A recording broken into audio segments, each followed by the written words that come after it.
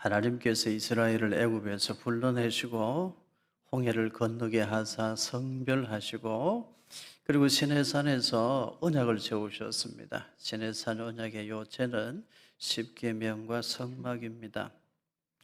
그리고 하나님은 모세를 불러 매우 특이한 명령을 하나 내리십니다. 애굽에서 나온 지 둘째 해, 둘째 달, 첫째 날에 모세에게 명령을 내리시는데 하나님께서 무슨 말씀을 하셨을까요? 민수기 1장 2절과 3절입니다. 우리 같이 읽겠습니다. 너희는 이스라엘 자손의 모든 회중 각 남자의 수를 그들의 종족과 조상의 가문에 따라 그 명수대로 계수할지니 이스라엘 중 20세 이상으로 싸움에 나갈 만한 모든 자를 너와 아론은 그 진영별로 계수하되. 무슨 명령을 내리셨어요? 인구 조사하라는 명령이었습니다. 하나님께서 왜 언약 백성들의 인구를 조사하라 말씀하신 것일까요? 백성들의 숫자를 세라. 그래서 민수기입니다. 백성민 셀수. 그래서 민수기죠. 우리는 지금 창세기, 출애굽기, 레위기 그리고 민수기를 향해 가고 있습니다. 창세기는 하나님의 창조와 인류의 타락을 말씀합니다. 타락한 인류를 하나님 버리지 아니하시고 구원하시려고 메시아를 보내시기로 작정하십니다. 메시아를 보내시기 위하여 한 민족을 세우시는데 아브라함을 부르십니다. 아브라함에게는 육신의 아들이 아닌 하나님이 주신 아들 이삭을 주시죠. 이삭의 아들들 중에는 에서가 아닌 야곱을 선택하셔서 하나님께서 이스라엘 민족을 세우십니다. 야곱의 12아들이 이스라엘 민족의 근간을 이루게 되는 것이죠. 거기까지가 창세기입니다. 하나님은 선택하여 언약 백성으로 삼으신 하나님께서 메시아를 이 땅에 보내시기로 작정하신 그 민족 이스라엘을 애굽 땅에서 430년 동안 연단하시고 훈련하셔요. 430년간 훈련하신 이후에 그 이스라엘 백성들 애굽에서 이끌어냈습니다. 그것이 출애굽기 말씀인데요. 애굽에서 불러내신 하나님 홍해를 건너게 하시고 시내산에서 언약을 세우시고 그리고 십계명을 주시고 성막을 주셔요. 성막은 구약의 복음이기 때문에 매우 중요합니다. 거기까지가 출애굽기 말씀이죠. 레위기 말씀은 성막에서 드리는 제사에 대한 말씀입니다. 제사의 규례와 법도는 매우 중요합니다. 이유가 무엇이죠? 구약시대에 성막에서 드리던 모든 피의 제사는 예수님 십자가 대속 사역을 미리 예표하는 것입니다. 그래서 제사의 규례와 법도가 매우 중요하죠. 그래서 레위기에 그 말씀들이 있습니다. 레위기 다음 민수기인데요. 특이하죠. 레위기 다음에 무슨 말씀이 나오느냐 하면 하나님께서 이스라엘 백성들에게 명령하시기를 백성들의 수를 세라 이렇게 말씀하셨어요. 백성들의 수를 헤아린 기록이 민수기인데 민수기는 그러면 도대체 무슨 말씀이냐?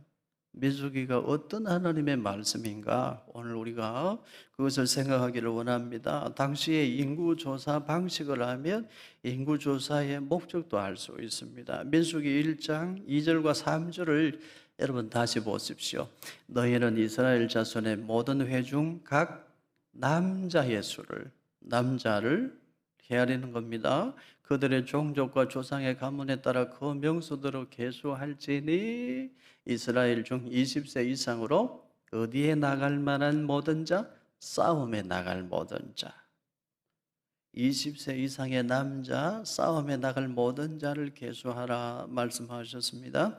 민수기 26장 2절에도 인구조사의 이유와 목적이 나오는데요. 우리 같이 읽어보십시다. 이스라엘 자손의 온 회중의 총수를 그들의 조상의 가문을 따라 조사하되 이스라엘 중에 20세 이상으로 능히 전쟁에 나갈 만한 모든 자를 계수하라 하시니 전쟁에 나가서 칼 들고 싸울 수 있는 사람의 숫자를 헤아리라는 말씀입니다. 민수기 말씀이에요. 군대를 조직해라. 강한 군사가 되라는 말씀입니다. 이스라엘은 누가 지켜주십니까? 하나님이 지켜주세요. 애굽에서 이스라엘을 이끌어내신 분도 하나님이십니다. 광야에서 이스라엘을 지켜주실 분도 하나님이시고 이스라엘로 하여금 약속의 땅에 들어가게 하실 분도 하나님이세요. 그런데 하나님은 이스라엘이 스스로도 강한 군사가 되기를 원하셨습니다. 싸움에 나갈 만한 모든 남자들의 수를 헤아려 보라 말씀하셨어요. 이스라엘을 지키시는 분은 하나님이십니다. 그런데 하나님은 그 이스라엘이 스스로도 강해지기를 원하셨어요. 그래서 언약을 세우신 이후에 숫자를 한번 세어보라 하나님 말씀하신 거예요. 애굽에서 나온 지 둘째 해 되던 날에 인구 조사한 기록이 민수기에 있고, 그리고 민수기 마지막에 가면 이제 광야 생활 40년 마치고 약속의 땅에 들어가기 전에 또 인구 조사하라고 하나님 말씀하셔서 인구 조사한 기록이 또 있어요. 그래서 민수기는 백성들의 숫자를 헤아린 기록인데 왜 백성들의 수를 세라고 하셨나? 거기에 숨겨진 하나님의 뜻이 무엇이냐 하면, 이스라엘아, 너희는 강해야 한다. 강한 민족이 되어야 한다. 강한 군사, 강한 군대가 되어야 한다. 그 말씀하시는 것입니다. 이스라엘이 왜 강해야 됩니까? 군림하기 위함 아닙니다. 강한 힘으로 다른 민족을 압제하기 위함도 아닙니다. 이스라엘이 왜 강한 군대, 강한 군사가 되어야 했었을까요? 하나님 말씀하세요. 이스라엘아 들어라. 너는 내가 택한 나의 선민이다. 너희 민족을 통하여 인류를 구원할 메시아를 보낼 것이다. 그러니 너는 강해야 한다. 그 말씀하시는 거예요. 이스라엘과 더불어 언약을 세우신 하나님, 그 메시아를 보내는 민족으로 이스라엘을 하나님이 선택하셨는데, 그러니 그 이스라엘은 강해야 된다는 말씀이에요. 약하면 안 되는 거예요. 사명이 있어 강해야 됩니다. 하나님이 나를 통해 하실 일이 있기 때문에 나는 허약하고 나약해서는 안 됩니다. 강해야 돼요. 이스라엘을 지켜주시는 분은 하나님이신데 하나님이 이스라엘에게 요구하십니다. 내가 너를 지켜준다. 그래도 너는 스스로도 강해야 할지니라. 왜냐하면 너는 나의 도구다. 내가 너를 통하여 인류 구원의 역사를 펼칠 터이니 너희는 강한 군사가 되어야 된다. 그 말씀하시는 것입니다. 다윗이 전쟁에서 이겨 이스라엘이 이겼습니다. 다윗이 골리앗과 싸워 이겨 이스라엘이 이겼죠. 다윗이 나서서 골리앗과 싸워 이기기 전에는 이스라엘은 패배했습니다. 하나님의 영광이 가려졌어요. 블레셋 족속들이 하나님의 이름을 비웃고 조롱했습니다. 너희 하나님이 어디 계시냐 비웃었어요. 다윗이 믿음으로 만군의 여호와 하나님의 이름으로 나가서 싸워 이기고 승리했을 때 그 승리는 누구의 승리입니까? 이스라엘의 승리, 여호와 하나님의 승리였어요. 오늘 우리도 그렇습니다. 내가 영적 전쟁터에 서 있는 하나님 나라의 군인, 군사인데 내가 영적 전쟁에서 지면 나만 패배자 되는 것 아닙니다. 내 자식들도 패배자가 돼요. 우리 가족이 패배자가 되는 거예요. 내가 영적 전쟁에서 지면 나만 패배하는 걸로 끝나지 않습니다. 우리 교회가 패배하는 것이에요. 한국 교회가 패배자가 되는 겁니다. 하나님의 이름이, 그 영광이 가려지는 거예요. 그래서 우리는 강해야 됩니다. 사랑하는 성도 여러분, 강한 군사 되시기를 축원합니다. 약하지 않기를 바라요. 강한 하나님의 나라, 하나님의 군대, 하나님의 군사로 하나님 앞에 설 수 있기를 주님 이름으로 축원합니다. 출애굽기 12장 17절을 보십시오. 같이 읽습니다. 너희는 무교절을 지키라. 이날에 내가 너희 군대를 애굽 땅에서 인도하여 내었음이니라. 그러므로 너희가 영원한 규례로 삼아 대대로 이날을 지킬지니라. 너희 군대를 이끌어내었다 말씀하십니다. 이스라엘이 무슨 군대입니까? 처음 30년은 좀 고센 땅에서 편하게 살았지만 나머지 400년은 고생하고 애굽 땅에서 노예살이 종살이 했는데 그들에게 무슨 힘이 있어요? 노예로 일만 했는데 심부름만 했는데 칼 쓸 줄 몰라요. 활 쏠 줄도 모른다고요. 그런데 하나님은 그런 이스라엘을 가리켜 지칭하시기를 너희 군대를 이끌어내었다 하나님 말씀하세요. 하나님은 이스라엘이 강한 군대가 되기를 원하시는 것입니다. 디모데후서 2장 3절도 같이 읽습니다. 너는 그리스도 예수의 좋은 병사로 나와 함께 고난을 받으라. 우리는 그리스도 예수의 병사, 군인들입니다. 영적 군인이에요. 왜 우리가 군인입니까? 우리의 대적 마귀 사탄이 우는 사자처럼 삼킬 자를 찾아서 지금 두루 다니고 있기 때문에 우리는 영적 전쟁터에 서 있는 그리스도 예수의 군사인 거예요. 군인은 목숨 걸고 싸워서 이겨야 됩니다. 우리는 하나님 나라 군인이에요. 약해지면 안 됩니다. 내 어깨에 힘주고자 함이 아니요, 부귀 영화를 누리고자 함도 아니요, 하나님이 나를 통해 하실 일이 있기 때문에 나는 사명을 가진 자이기에 약해서는 안 돼요. 강해야 되는 거예요.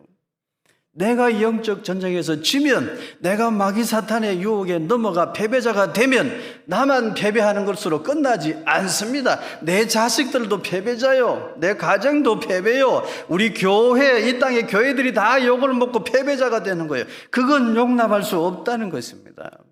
그러므로 우리는 강해야 돼요. 사랑하는 성도 여러분, 다시 축복합니다. 여러분 강한 군사 되시기를 축원합니다. 약하지 않기를 바라요. 강한 하나님의 나라, 하나님의 군대 되어야 됩니다. 내가 영적 전쟁에서 이기면 나의 승리, 내 가정의 승리, 내 자식들의 승리, 우리 교회의 승리, 한국 교회의 승리, 하나님의 승리가 될 줄로 믿습니다. 내가 지면 하나님의 영광도 다 가려지는 거예요. 반드시 영적 전쟁에서는 이기고 승리해야 됩니다. 그러면 우리의 무기는 무엇입니까? 하나님은 이스라엘이 강한 하나님의 군대가 되기를 원하셨어요. 이스라엘을 강한 군대로 세우시기 위하여, 이스라엘을 영적으로 강한 군대로 유지하기 위하여 하나님은 이스라엘 백성들에게 특별한 규례를 하나 주셨습니다. 그 규례가 바로 나실인의 규례입니다. 이 나실인들이 있어서 이스라엘이 영적 군인으로 강한 군대로 세워지는 거예요. 이 나실인들이 있어서 이스라엘이 영적으로 강한 군대가 되었다 이 말이에요. 하나님이 그냥 나실인의 규례를 주신 거 아닙니다. 필요하여 나실인의 규례를 주셨는데 구약 시대에만 나실인이 필요했던 건 아니고 오늘 우리 시대에도 나실인이 필요해요. 나실인들을 통하여 하나님은 이스라엘을 강한 하나님의 군대로 세우셨어요. 유지하셨어요. 그 비결이 어디에 있었나? 오늘 말씀을 통해서 우리가 살펴보기를 원하는 것입니다. 나실인의 규례, 이 나실인의 규례를 우리가 알아야 됩니다. 민수기 6장 1절과 2절 같이 읽습니다. 여호와께서 모세에게 말씀하여 이르시되 이스라엘 자손에게 전하여 그들에게 이르라. 남자나 여자가 특별한 서원 곧 나실인의 서원을 하고 자기 몸을 구별하여 여호와께 드리려고 하면 나실인의 서원, 나실인 되는 것은 스스로 자원하고 서원함으로 되는 것입니다. 제사장도 하나님이 명령하여 세우시고 레위인도 하나님이 택하여 세우셨잖아요. 그러나 나실인이 되는 것은 스스로 자원하여 되는 것입니다. 그러면 나실인이 뭐냐? 나지르라는 말은 구별한다, 성별한다는 뜻입니다. 나실인은 스스로 자원하여 하나님의 사람으로 살기를 서원한 사람을 말해요. 이 사람들이 귀한 사람들입니다. 이 나실인들이 있어 이스라엘이 영적 군대로 강한 용사로 세워지는 거예요. 하나님께서 필요하여 이 나실인들을 세우셨습니다. 나실인이 있어서 이스라엘이 강한 군대가 됩니다. 하나님을 떠나지 않고 하나님을 생각하고 하나님 법도를 지키는 민족이 되는 거예요. 나실인의 역할은 이스라엘을 영적으로 강한 군대로 지켜가는 역할이에요. 성경에 나오는 인물 중에 사무엘이 대표적인 나실인이고 삼손도 나실인이고 세례요한도 대표적인 나실인입니다. 어느 시대나 나실인이 필요해요. 오늘 이 시대에는 나실인들이 더더욱 절실합니다. 오늘 우리가 이 시대에 나실인이 되어야 됩니다. 그럼 어떻게 될까요? 나실인에게는 주어진 금기사항 3가지, 꼭 지켜야 되는 사항이 3가지가 있었습니다. 무엇일까요? 민수기 6장 3절입니다. 같이 읽습니다. 포도주와 독주를 멀리하며 포도주로 된 초나 독주로 된 초를 마시지 말며 포도즙도 마시지 말며 생포도나 건포도도 먹지 말지니. 포도주, 독주 멀리해야 되는데 어느 정도로? 포도즙도 가까이 하면 안 돼. 혹 발효가 될 수 있다는 거예요. 건포도, 생포도도 안 된다. 너무나 엄격하게 지나칠 정도로 술과 관계된 건 멀리하라는 하나님의 뜻입니다. 술은 우리의 올바른 판단력을 마비시킵니다. 노아의 경우를 보면 알죠. 노아가 어떤 사람이었습니까? 당대의 의인, 완전한 자라, 의인이고 완전한 자라 인정받던 사람이 노아인데, 노아도 포도주 마시고 술 취하여 추태를 부린 적이 있잖아요.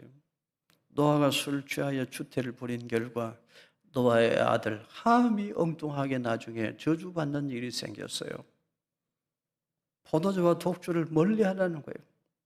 지나칠 정도로 향락주의를 경계하고 철저히 신본주의 하나님 중심으로 살라는 것입니다. 나실인은 그렇게 살기로 서원한 사람인데 스스로 자원하여 그렇게 서원한 사람이에요. 나는 술을 안 먹습니다. 나는 교회 다니는 사람입니다. 여러분, 그 말이 얼마나 대단한 말인지 여러분 아세요? 생각보다 그 말하기 쉽지 않습니다. 많은 사람들이 그 말 안 합니다. 교회 집사라는 걸 숨깁니다. 회사 회장님이 술 따라주면 그냥 받아 마시죠. 적당히 타협하는 것이죠. 그런 삶은 나실인의 삶이 못 됩니다. 나는 교회 다니는 사람입니다. 예수님이 나의 주인이시고요. 나는 하나님의 사람입니다. 저는 술은 사양하겠고요. 하나님이 주신 몸에도 좋고 건강에도 좋은 생수를 마시겠습니다.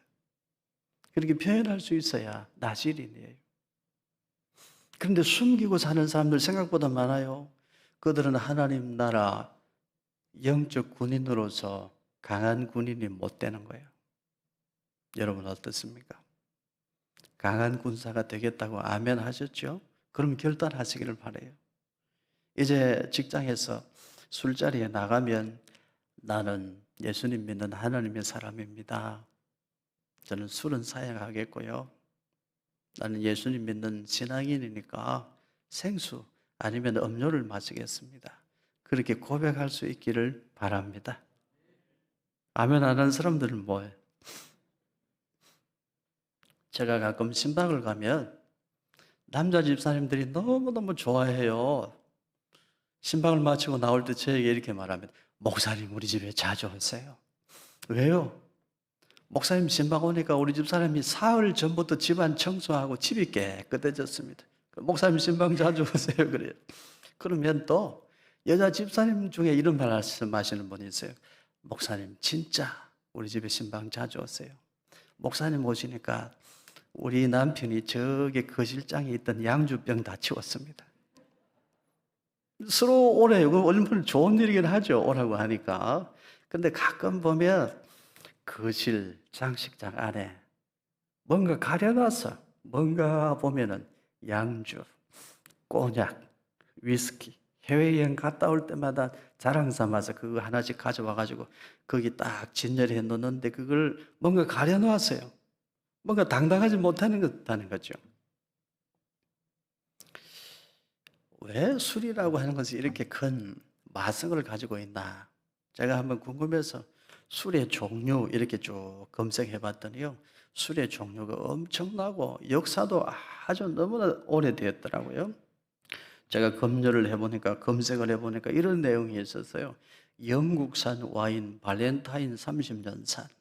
참 신기한 것은 그것은 밑에 가격이 없어요. 이렇게 적어놨어요. 가격이 궁금하시면 문의 상담을 하래요. 술 사는데 무슨 상담을 하고 술을 사야 됩니까? 너무너무 비싸다는 거죠. 영국산 발렌타인 30년 된 거. 가격이 없대요. 지금 제가 여러분 얼굴 표정을 보는데 한 사람은 침이 꼴깍 넘어가는 사람이 있는 것 같아요. 그런 사람은 위험한 사람들이에요. 여러분, 우리는 지나칠 정도로 세상을 향하는 것들은 제거할 수 있는 결단이 필요해요. 환경이 우리를 만들어 가거든요. 우리 환경도 하나님 중심으로 고칠 수 있기를 바라요. 여러분은 하나님 앞에서 철저히 향락주의 그 길로 가지 말고 하나님 중심, 하나님 앞으로 한 걸음 한 걸음 더 나아가는 하나님의 사람들 되기를 주님 이름으로 축원합니다. 이 나실인들은요, 하나님 군대의 야전 사령관들과 같아요. 야전에서 치열하게 싸우는 거예요. 그 사령관들이, 이 야전 사령관들이 무너지면 다 무너지는 거예요. 여러분이 교회 다니는 것도 숨기고 세상과 적당히 타협하고 살면 하나님의 군대는 약해져요. 강해져야 됩니다. 분명한 믿음의 결단이 있기를 바랍니다. 민수기 6장 5절도 같이 읽습니다. 그 서원을 하고 구별하는 모든 날 동안은 삭도를 절대로 그의 머리에 대지 말 것이라. 자기 몸을 구별하여 여호와께 드리는 날이 차기까지 그는 거룩한 적 그의 머리털을 길게 자라게 할 것이며, 첫째, 포도주, 독주 멀리해야 돼요. 둘째는 머리에 삭도를 대면 안 돼요. 머리털을 길게 길러야 된다는 것입니다. 무슨 뜻일까요? 표를 내는 것입니다. 드러내요. 공개적으로 신앙 고백하는 거예요. 나는 나시린입니다. 나는 하나님을 위해서 살기로 서원한 사람입니다. 그거 공개적으로 드러내는 거예요. 내 위에는 나의 주권자 되신 하나님이 계십니다. 그래서 머리털을 깎지 않아요. 공개적으로 드러내지 못하는 신앙 고백은 올바른 신앙 고백이라 할 수 없어요. 공개적으로 드러내고 그에 합당한 삶을 살려고 몸부림쳐야 되는 거예요. 간혹 이런 분이 있습니다. 목사님, 저는 회사에서 교회 다니는 거 숨기고 있습니다. 왜냐하면 제가 교회는 다니지만 믿음이 약해가지고 회사에서 그렇게 모범된 삶을 못 살거든요. 그래서 교회 다니는 걸 숨깁니다. 실제로 얼마 전에도 그런 이야기 들었어요. 우리 회사에 누구누구는 교회 안수 집사인데 15년 만에 알았대. 15년 동안에 안수 집사라는 사실을 몰랐대. 숨긴대요. 내가 모범된 삶을 못 사니까 교회 다니는 거 숨깁니다. 맞는 말인 것 같으나 틀린 말이에요. 내가 신앙인으로서 본이 되는 삶을 살지 못하면 그걸 고쳐야지. 그거 고칠 생각은 안 하고 내가 예수님 믿고 구원받은 사람이라는 사실을 숨기려 한다면 그 신앙 고백을 다시 점검해 봐야 돼요.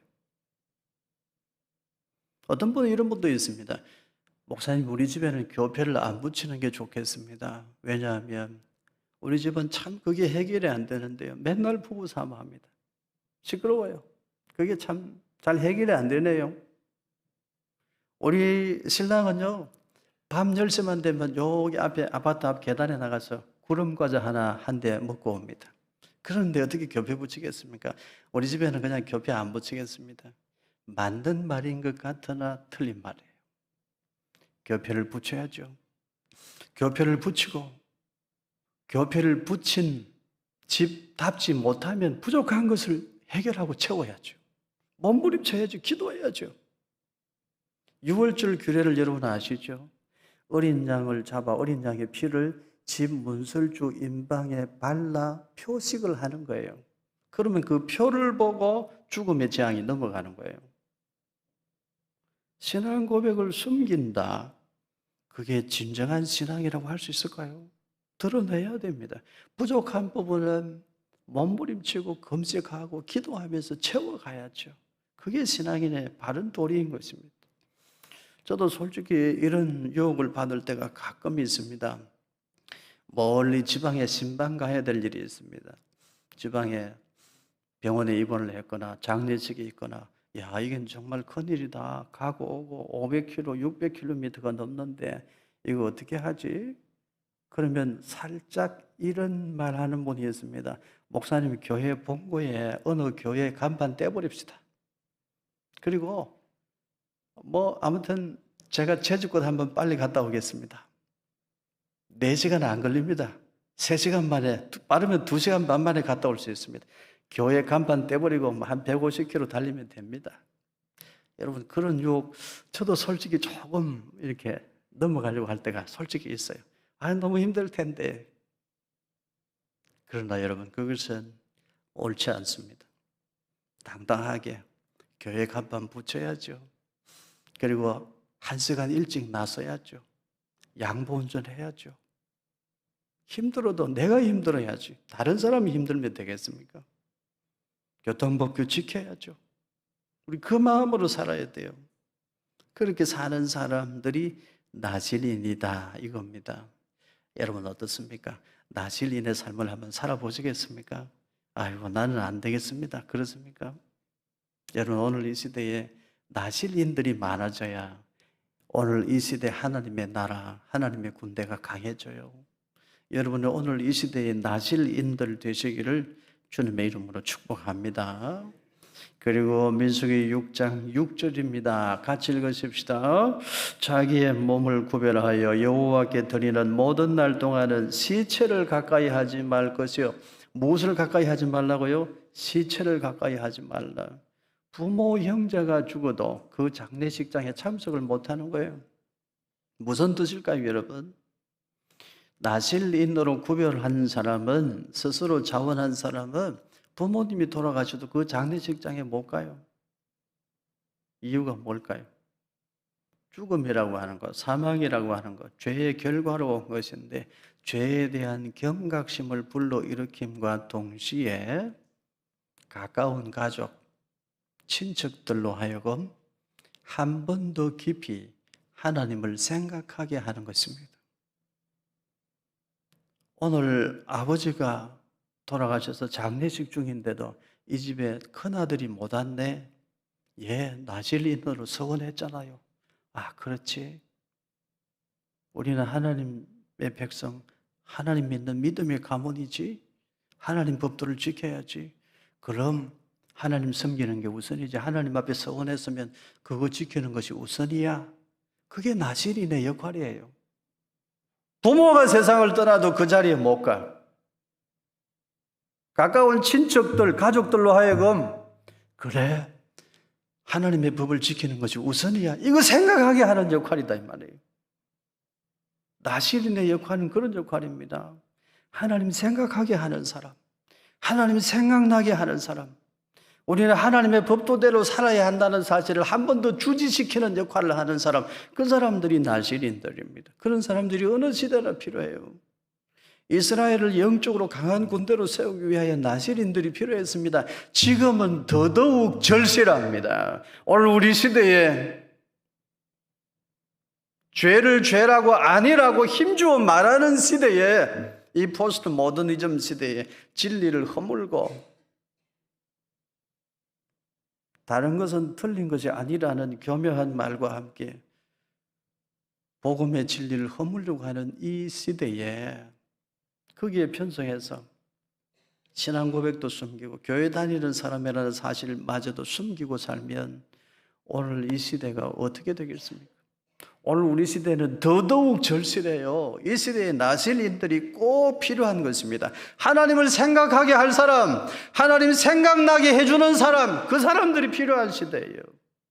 여러분 오늘 이 시대에 나실인이 필요합니다.